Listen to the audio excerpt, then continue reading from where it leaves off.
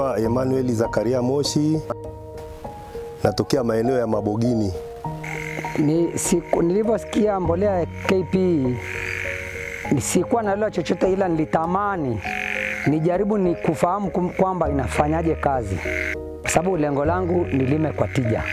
Nimeona tofauti kubwa sana, kwa sababu kwanza mbolea hii inafanya kazi vizuri kwa muda mrefu bila kuisha nguvu mapema, na inapofanya mpunga kuwa na kijani, mpunga ule haupauki haraka.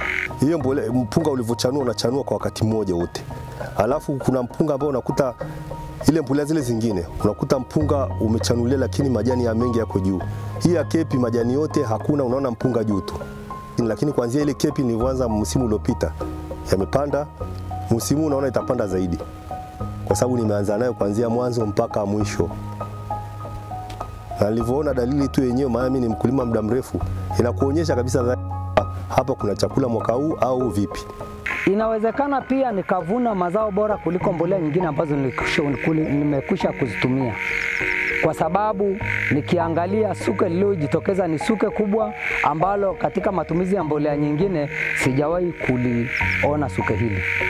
Shamba hili sasa hivi limerudi katika asili yake, na haya mavuno yatakayovuna hapa ni tofauti kabisa na mavuno yatakayotoka kwenye mashamba mengine. Angalia mpunga ulivyo umejaa, na huu bado haujamaliza kuchanua, bado mpunga uko chini. Angalia kuna masuke bado hayajamaliza kuchanua. Kwa hiyo tunategemea baada ya wiki moja au wiki mbili masuke yote yatakuwa yamepanda juu, yamechanua, na mpunga wote utakuwa umelala, na hii itaonyesha dhahiri kwamba mbolea ya KP taka ni dhahabu.